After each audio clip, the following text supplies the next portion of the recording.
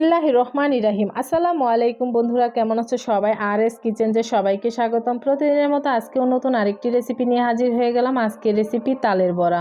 তো আমার মতো এইভাবে তালের বড়া কে কে বানিয়ে খেয়েছো আর কার কার ভালো লাগে? ভালো লাগলে অবশ্যই আমার চ্যানেলটিতে একটি লাইক করে যেও। চলো মূল রেসিপিটা শুরু করা যাক।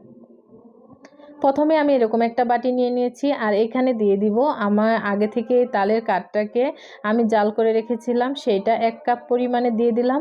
আর আমি এখানে কাঁচা তাল দিয়ে বানাবো না, যেহেতু আমি জাল করে রাখা তালের কাঠটা দিয়ে বানাবো। তো এখানে দিয়ে দিব 1 কাপের চেয়ে একটু পরিমাণে কম সুজি, দিয়ে দিব 1 কাপ পরিমাণে আতপ চালের গুঁড়ি, দিয়ে দিব 1 কাপ পরিমাণে ময়দা, দিয়ে দিব 1 কাপ পরিমাণে চিনি। তোমরা চিনিটা স্বাদ অনুযায়ী দিতে পারো, আমি আমার স্বাদ অনুযায়ী দিয়ে দিলাম। দিয়ে দিব সামান্য পরিমাণে লবণ আর দিয়ে দিব 2টা ডিম।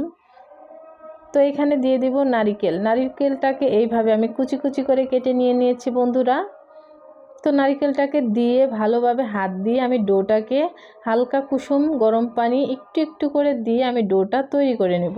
তো আমার কিন্তু ডোটা হয়ে গেছে, কিন্তু এখনও পর্যন্ত আমার ডোটা এখনও সেট হয়নি, এই জন্য আমি তোমাদেরকে একটু দেখিয়ে দিলাম চামিচ দিয়ে।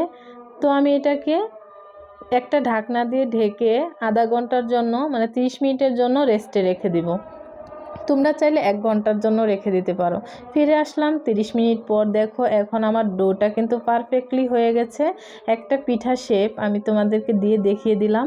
তো আগে থেকে কড়াইতে তেল বসিয়ে দিয়েছিলাম, এখন গরম হয়ে গেছে তেল। এখানে আমি এক এক করে পিঠাগুলো এইভাবে ভেজে নেব। তো দেখো বন্ধুরা, আমার পিঠাগুলো মাশাআল্লাহ কি সুন্দর একা একা ফুলে উঠছে। পিঠা কিন্তু আমি গোল গোল শেপে তৈরি করি নাই, সবাই তো গোল গোল করে বানায়, আমি একটু অন্যরকম শেপে তৈরি করছি। আর এই পিঠাটা দেখতে কিন্তু হয়তোবা সুন্দর না, খেতে কিন্তু ভীষণ মজা। তোমরা একবার বাসায় ট্রাই করে দেখতে পারো। তো আমি এইভাবে সব কয়টা পিঠা ভেজে নেব। তো একটু লাড়াচাড়া করে ব্রাউন হয়ে গেলে আমি সব কয়টা পিঠা ভেজে তুলে নেব। তো আমার এখানে 1 খোলা পরিমাণে পিঠা হয়ে গেছে, আমি একটা নতুন পাতিলে উঠিয়ে নিব। তো আমি পাতিলটাকে তোমাদেরকে দেখাচ্ছি না, যেহেতু আমি একা ভিডিও তৈরি করি, একা সম্ভব হয় না সব কিছু দেখানোর। তো আমার কিন্তু সব কয়টা পিঠা কিন্তু হয়ে গেছে। এইবার আমি তোমাদেরকে একটা বাটিতে সাজিয়ে তোমাদেরকে দেখিয়ে দিচ্ছি বন্ধুরা। তো দেখো ফাইনালি আমার পিঠাটা কতটা সুন্দর হয়েছে, দেখেই বুঝতে পারতেছো। আর খেতেও কিন্তু ভীষণ মজা। আর ভিতরে যে আমি নারকেলটা দিয়েছিলাম সেইটা দেখো মাশাআল্লাহ কি সুন্দর।